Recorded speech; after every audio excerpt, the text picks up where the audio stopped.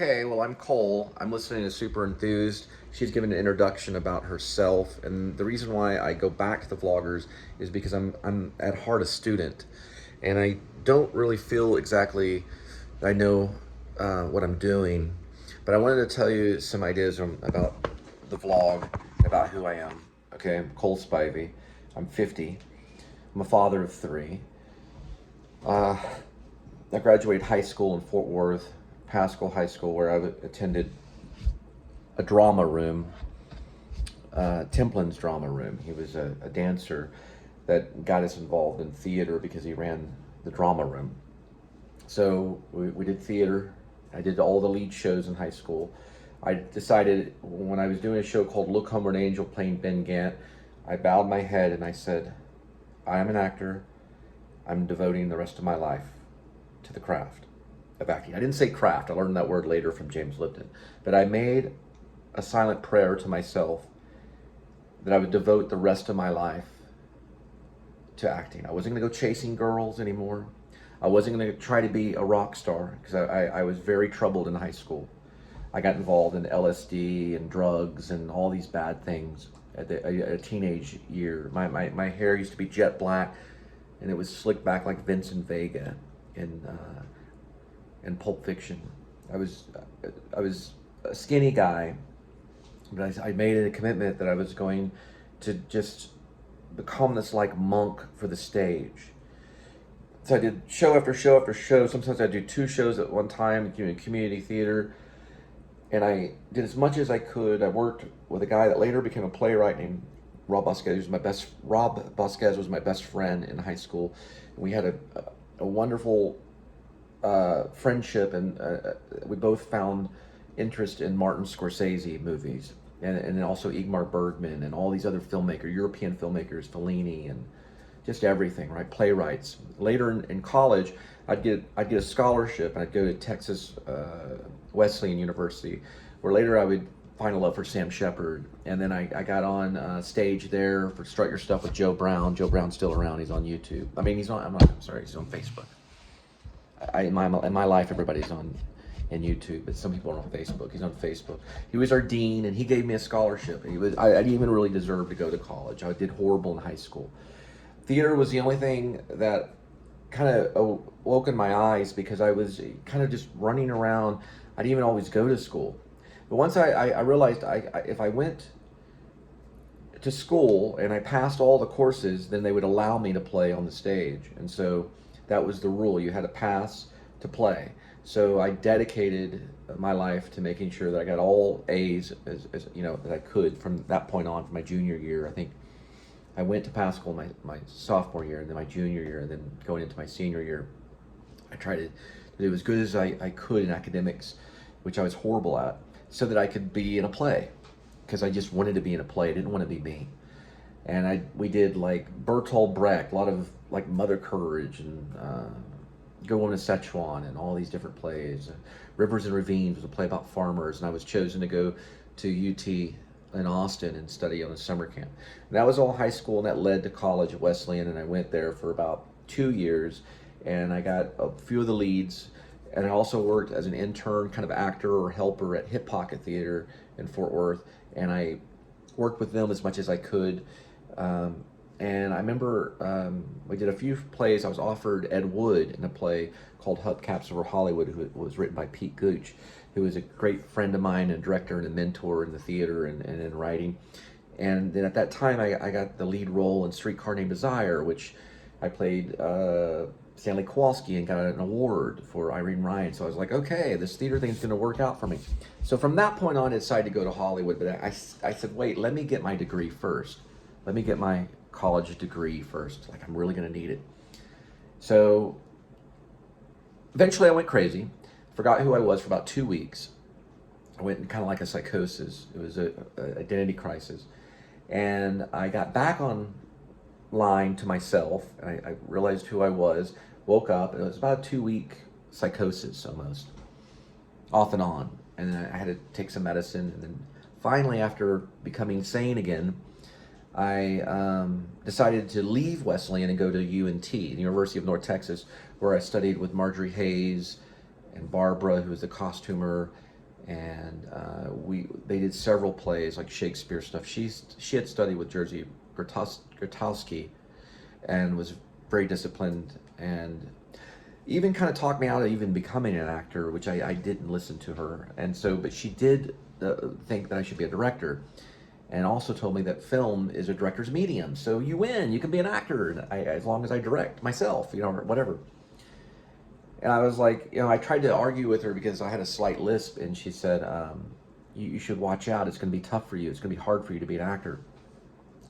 Really, at the time, I should have told her, well, what about Wallace Shawn, in Princess Bride? Or I told her, what about John Malkovich? Because sometimes he's played some characters that had a lisp or whatever. And she said, well, I don't know. Maybe you can or something. She was a very strict teacher, but I decided to continue on with acting. So I traveled to Long Beach, California, when I graduated University of North Texas in the year 2000, and I arrived in Long Beach in December of 2000. Now, 2001 came about in January, and I was already living in Long Beach, traveling to Hollywood almost like every day. And I looked through these pages. It was like an acting newspaper. It was called like Backstage or something like that. And I looked through it, and I see this little, section that says acting coach, for actors in Hollywood. And it was a photo of a lady. I didn't know who she was. I was a big fan of Pee-wee's Big Adventure. It was like my favorite movie. So I didn't know that it was actually Diane Salinger that I was going to meet. So I'm driving along. Somehow I texted her. This would probably never happen nowadays, but we only had like the flip phone cell phones, right? They were like a flip phone, And somehow we got in contact, and Diane leaves this message. She's like, Cole, hello, this is Diane Salinger. It sounded very much like an actress. She was a movie star, B-level movie star. She worked with Tim Burton and everything, so she was a pretty big deal. So I was like, Diane Salinger, doesn't ring a bell. But she gives me the address to Mulholland Drive. Tom Noble's home, who edited Red Dawn. Tom Noble, who edited Witness. Didn't know who that was. I was just kind of in La La Land. Didn't know what I was stepping into. So I go into Diane Salinger's home. It's like House Beautiful. It's right there in Mulholland Drive, and the back yard has a pool, and there's like this tree that's cut out to look like a chair. And I'm thinking, who is this actress lady? Who is it? Well, lo and behold, I realized while talking to her that it's Simone in Pee-wee's Big Adventure. The whole time I'm sitting there, I'm like, I forgot my wallet. Well, anyway, she has me read some Kevin Smith's Chasing Amy for her, and she decides to let me be a part of her class. I think I had to pay $200 a month and things like that. And I had a Chase credit card that had like these checks, and I wrote it out. I think one of them went through, then one didn't. So she realized I couldn't pay for the class. So she said, you can work for me. And what I found out later is Diane Salinger worked with Stella Adler, who Stella Adler allowed her students to work for her in order to be in the class. And that's who Diane studied under before she came to Hollywood to be this actress that she is. So I would do stuff for her. I would go to the copy place like Kinko's Copies and make copies for the class. Or I would take a box and I would sand it down so that the class would have a smooth box to sit on during acting exercises or during acting scenes.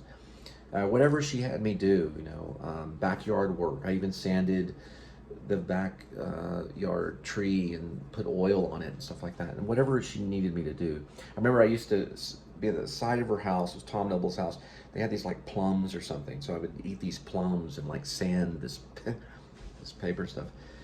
Anyway, so I worked with them, and I was doing okay. I got on set. It was a Jim Carrey film called The Majestic, and also got on set when Jake Gyllenhaal was very young, and it was Dustin Hoffman was there. It was Moonlight Mile.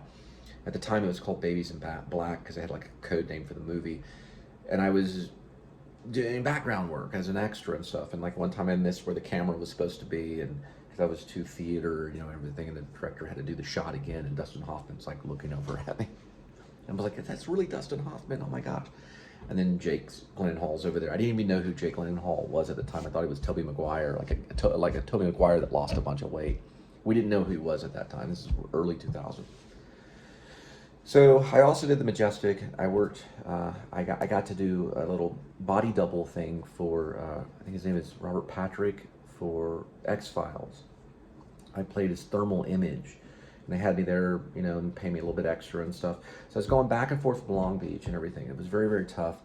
And I ended up started to go back. I talked myself into going back to the theater.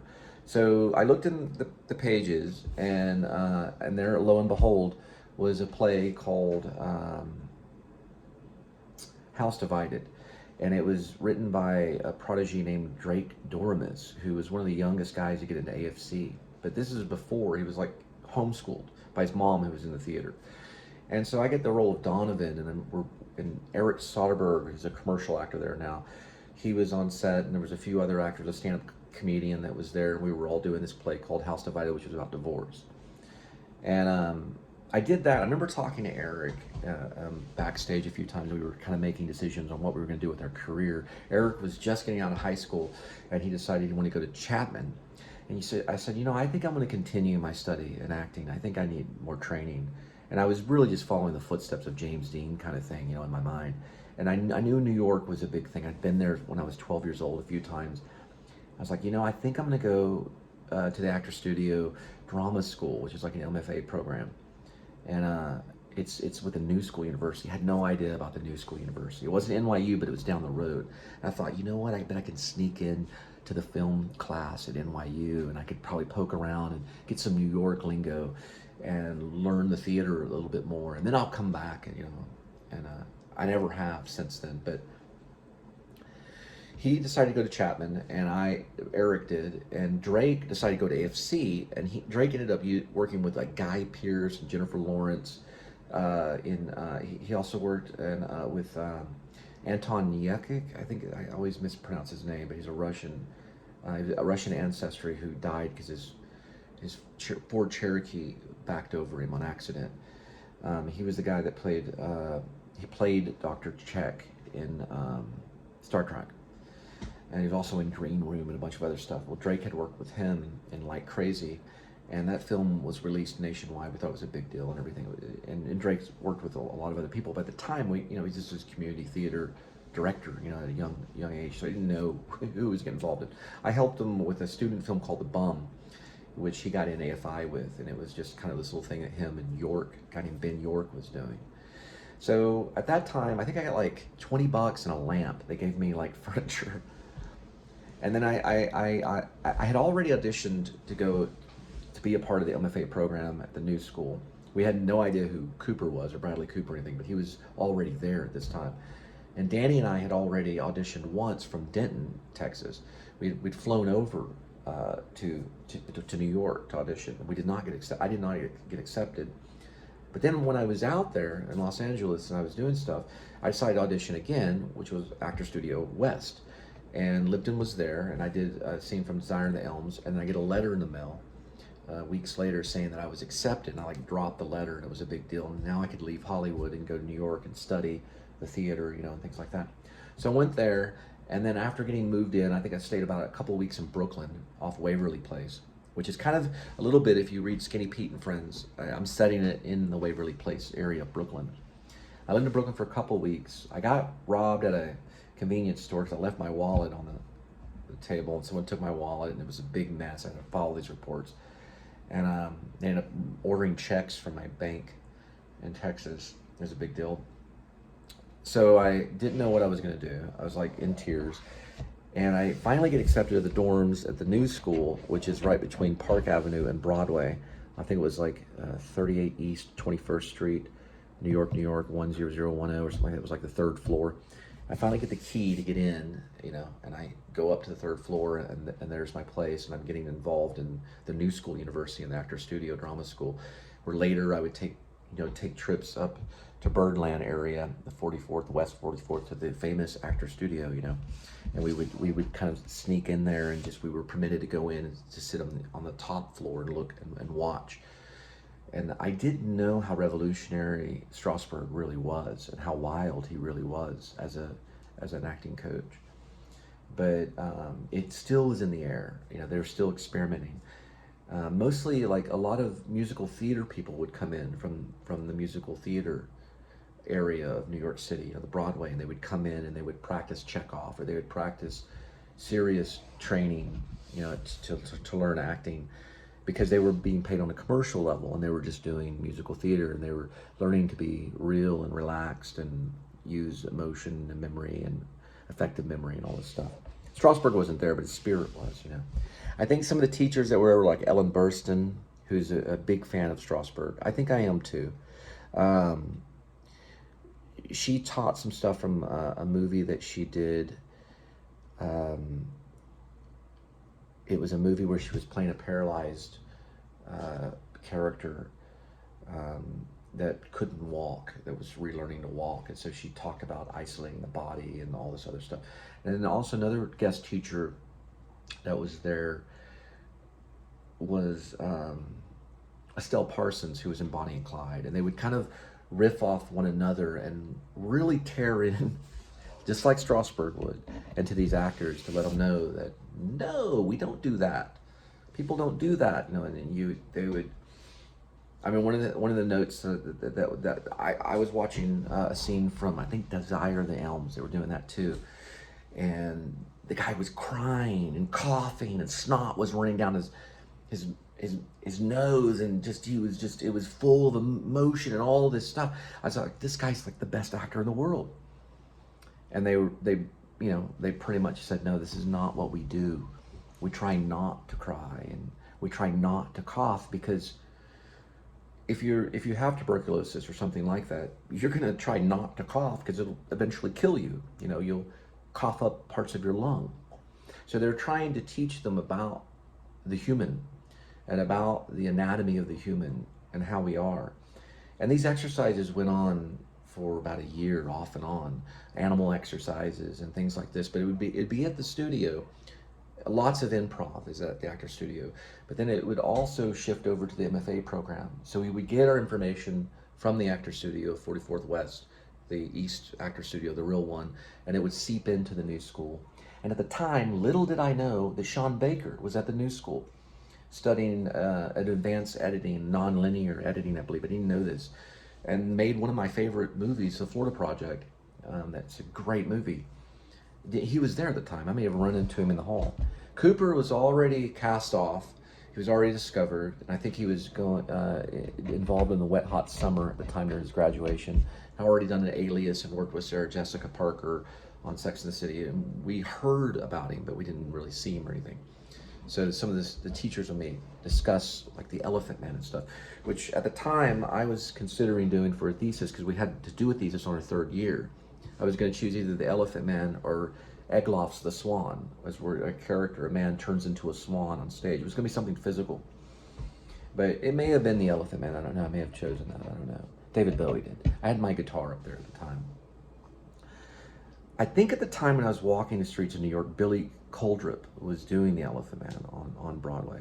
A lot of things were going on. Philip Seymour Hoffman was still alive.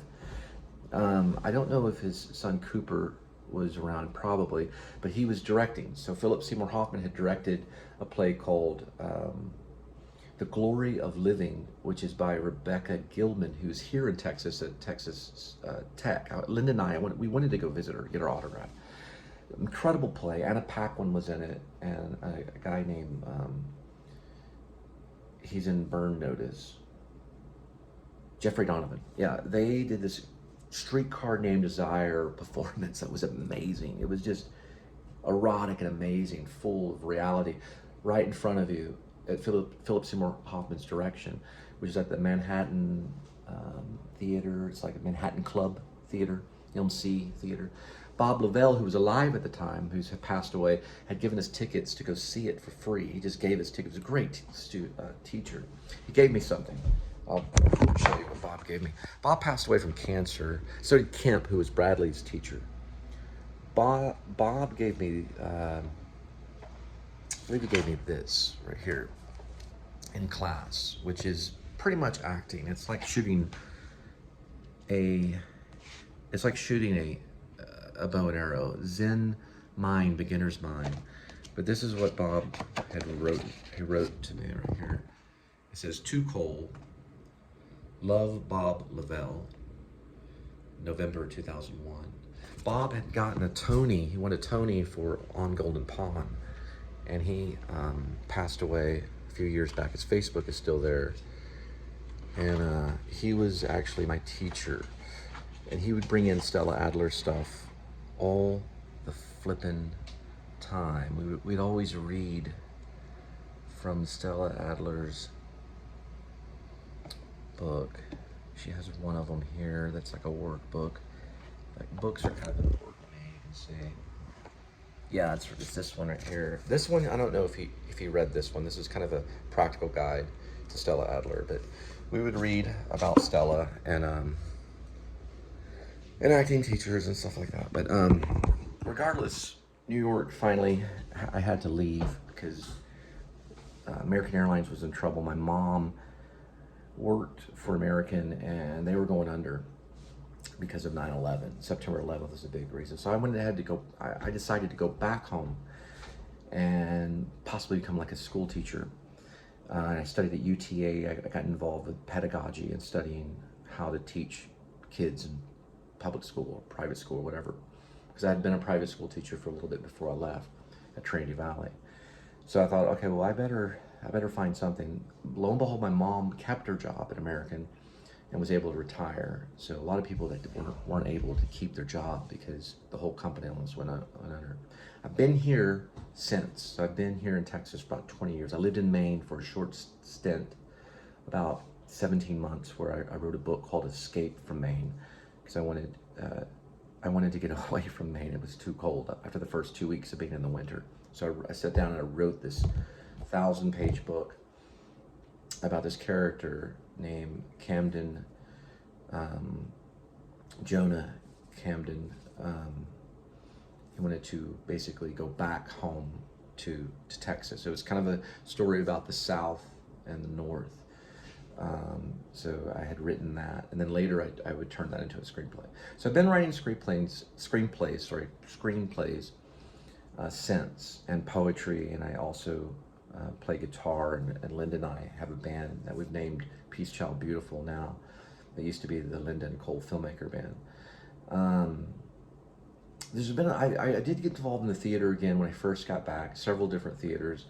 I also worked out in Dallas Children's Theater, where I played Gander and Charlotte's Web, and I had gone back and forth to the theater, but lately YouTube has been my stage.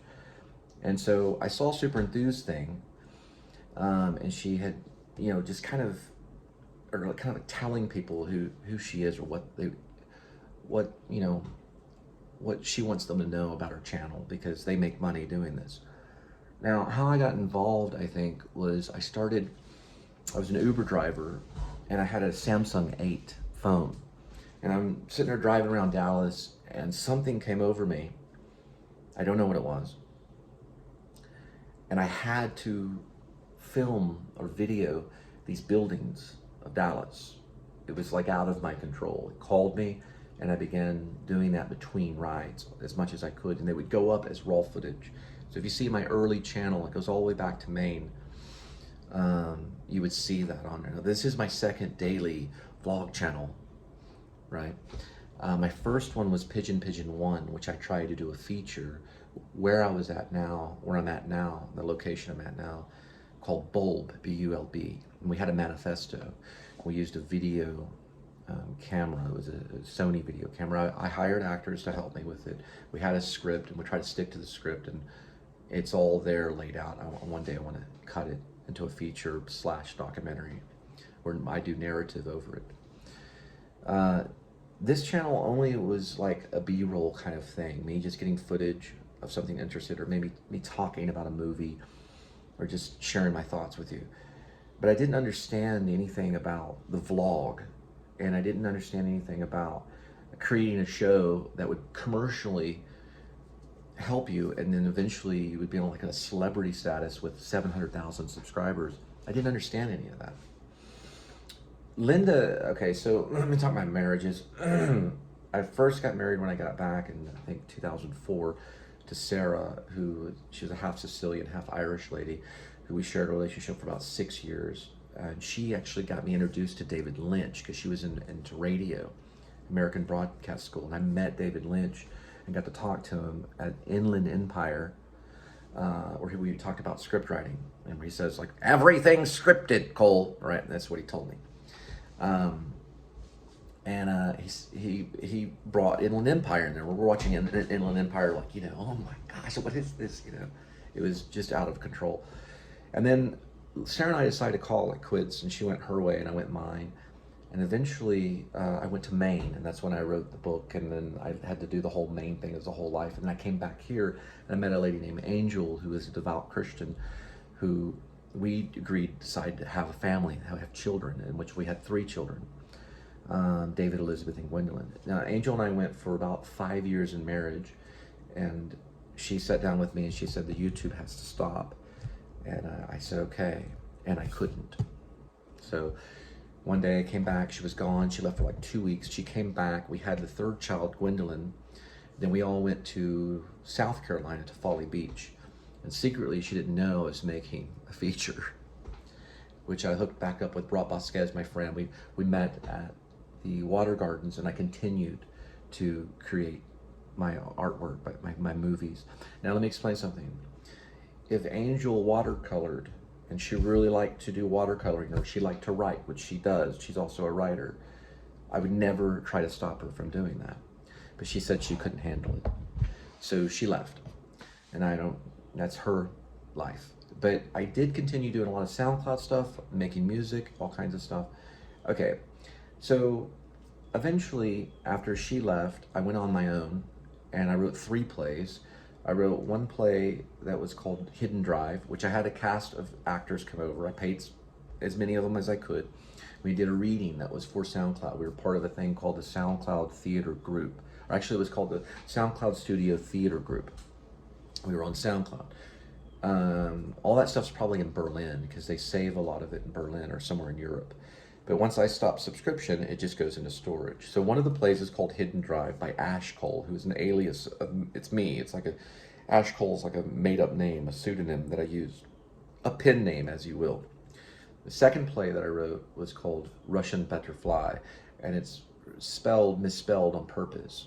Another way of saying Russian butterfly, but it's spelled R-U-S-H-I-N with a little apostrophe and then Betterfly, about a false relationship with a lady from p.s.s, Russia, who got a hold of me through Plenty of Fish and basically catfished me out of about $1,500, saying that it was called the Visa passport scam. So I wrote about that. It's a 3-act play, I think. It's a 3-act play.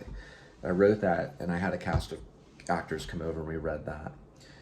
It's a kind of a warning play to watch out for those Russian ladies from p.s.s, Russia, but it's also about a struggling writer and actor dealing with the fame of having a colleague that's super iconic, famous, like Cooper, and being a student of someone like James Lipton, who was made fun of on Saturday Night Live, and trying to survive, and kind of what's going on now with me writing. He writes in it on this invisible Apple laptop. How would you know it was visible? But he does a little bit of mime and stuff, because I've studied under mimes. I've had connections with Marcel Marceau. We'll get into that a little bit later.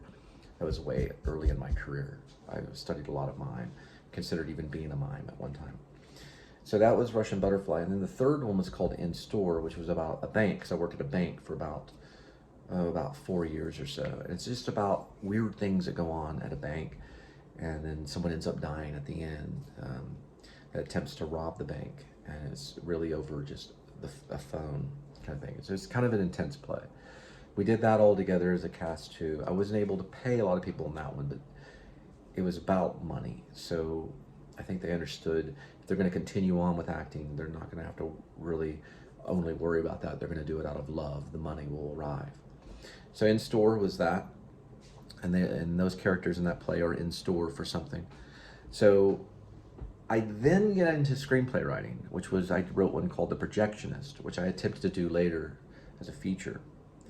And I attempted to work with a guy named Daniel Lunt. He has a brother named Ryan Lunt, who's also a stand-up comedian. And we worked together and did film tests and stuff like that on it, and we realized that we would need funding, so we set it aside for another time. But we did do some screen tests on it. Then I started writing. I left Cleanest Ranch from Irving, as I went to Carrollton because I had to get out. It's a long story. I had to lock the front door, double lock the front door. You know, I'd go running around during the day, and I ended up getting out, and I landed in Cleanest Ranch, and I was still an Uber driver. And in Cleanest Ranch, I left Cleanest Ranch. I'm sorry, I left Cleanest Ranch, and I arrived at the mansions at Sunset Ridge, and I was still just uploading stuff as B-roll, but I was still writing, and I had already written The Projectionist, and I cleaned it up when I was at the mansions at Sunset Ridge, and I was on my own. It was the nicest place I ever lived. It had a private garage. Angel had already left with the kids. I had surrendered custody and everything, and I was there writing. And I think at the time I had found out that Cooper was going to be in Atlantic Wall. He was this film about World War II, so I had written this song called Bunny Man. I was really getting into music and stuff, and I was on SoundCloud, and I was writing about this song about the Civil War and all this weird stuff anyway. That's when I kept attempting The Projectionist, and I got an actress involved. It's a B film actress. She's kind of famous. She worked with Ethan Hawke on Sinister. She was his assistant named Natalie Jones. I'd worked with her with a horror film a long time ago called The Matchstick Game, which we did in Dallas when I first got back from New York. And she ended up going to New York and like working with all these people and then coming back, and she's real involved with the indie film market here in Texas. And she decided, because we were just using a Samsung 8 and we didn't have the boom mics and all the crew, that we weren't real. We kind of were. We just didn't realize it. So since she dropped it, I decided to move on to another project, and so I started writing The Filmmakers, which was kind of like a comedy ghost story about a filmmaker that's a writer that has this lady named Rainey Love. She's also in Grace, but his lady Rainey Love kind of goes on the balcony and she smokes and she kind of pretends she's a movie star and all this stuff. And this was early in Rainey Love's career, and Irby Keller, who's the writer, and they have a relationship together, and a ghost comes into their life who was this actor who had died, fallen off this third floor. Little did I know that there was really a lady at mansions at Sunset Ridge that had fallen off the third floor of these apartments that Linda and I investigated later. So they talk about the writer going into this otherworldly kind of experience at times, and this W.B. Yeats talked about it, tuning in to this other world kind of thing. And it actually was weird because we got all these noise complaints about a lady screaming all day and all this weird emails that came through. We ended up having to leave that place. So we deemed it as maybe haunted. That's when I found out about Grim Life Collective. But also at the time, I didn't have a structured blog. I don't know if I do now. I'm at 33 minutes. Okay, I gotta hurry. Regardless, okay, let me tie this all up. I found out about first Jordan the Lion through seeing this blog that was about the son of Charlie Manson, this guy named Matthew Roberts, and they were interviewing him, Jordan and this lady, Amy, I think it was her name. He was doing like tarot cards for her or something. I was like, who is this guy? And I found out that Jordan was a musician that had left Ohio and was an actor too that worked with Shelley Winters eventually, who was connected to the Actors Studio. So I was like, this guy's incredible. Look at these vlogs, they're amazing. So I realized, wait, there is a structure to this. There's a way of doing it.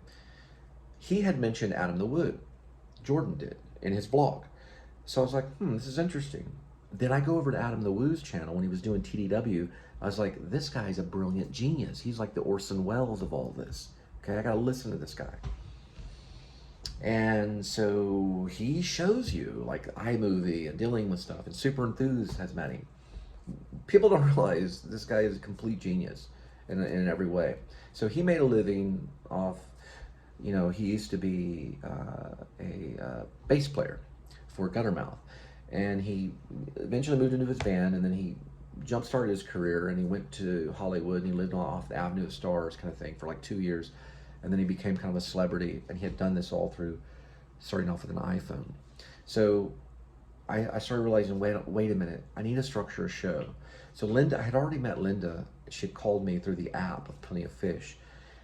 And I was driving around delivering off DoorDash. I was like, who's this lady? And she was just telling me about her family and all this stuff. It's like, she's got to get on board. So I met her. She kind of moved in with me for a while, and we lived at the mansions at Sunset Ridge. And we found out about this, this possible ghost that was there or whatever. We started investigating kind of like Grim Life kind of stuff, because we were watching Grim Life Collective. And we did a few of these ghost things, and I got really involved in like studying Walt Disney stuff and listening to Adam's vlog like heavily. And I gained a little bit of weight and everything like that. I was a big jogger, but anyway, so I was like, okay, this is cool. So anyway, they asked us to leave because we also had a band and we got a few noise complaints. So we left the mansions at Sunset Ridge. We moved back to Fort Worth, which we're here. And since then, now, I wanted to get back in shape when I was at Mansions at Sunset Ridge, so I decided to write like a fight film, kind of like Rocky. And I started writing it, and then I realized that it wasn't necessarily a fight film. It was about this UFC fighter and this character named Rainy Love, who had already wrote about in this ghost film. And I lived near this field that was right outside where I would write. It was this huge field. And then from that field, there was a tollway.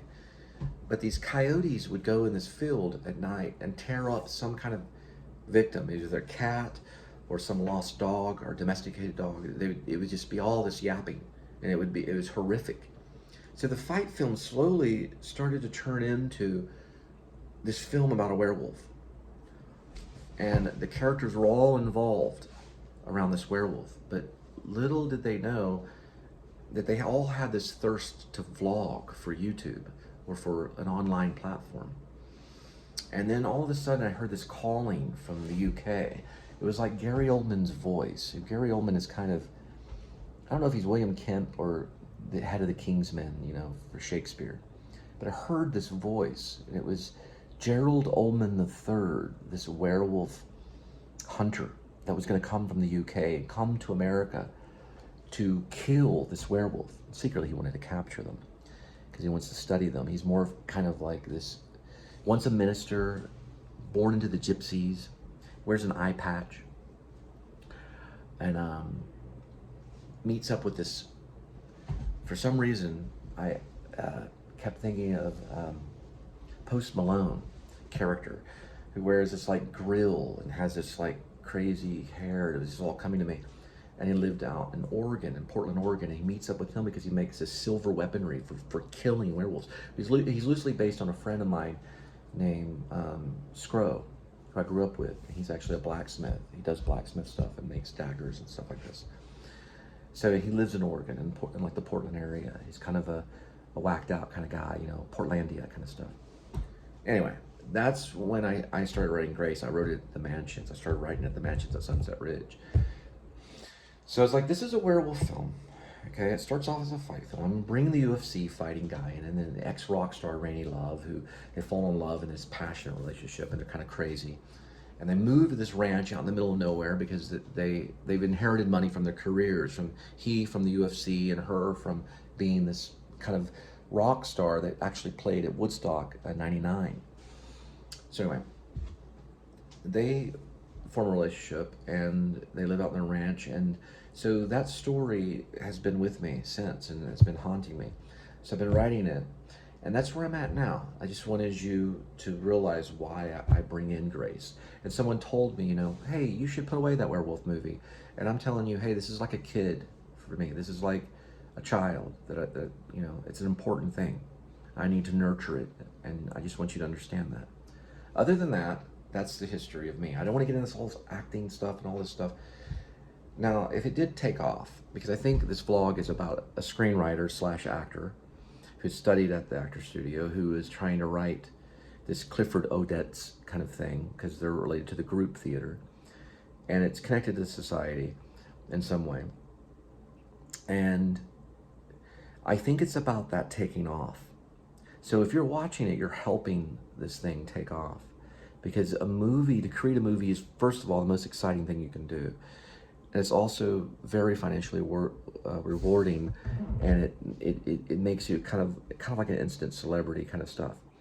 So you're watching this thing take off, and I just wanted to enter an introduction to me, to who I am right now, that kind of thing. Okay? All right. And I do this sometimes for cut. Thank you. I'm Cole Spivey. I'm writing a screenplay about a werewolf right now, and I'm still working on it. And Linda and I also had started a band called Beautiful Peace Child, which we play every once in a while. I'm really big about the filmmaker making his own music, you know, if they're gonna make a movie, to make their own music. But they can borrow from others as well, if the others are okay with it, because we all can play. One last thing I want to say, though, about just totally just talking about Shakespeare. I think Shakespeare, if he was one person, I think Shakespeare wanted everyone to play. He wanted every type of person to be able to play. The rich and the poor, the authority figure and the criminal, the priest and the devil worshiper, or the clown, or whatever you want to call him. You know, the beauty and the beast, all on stage, right?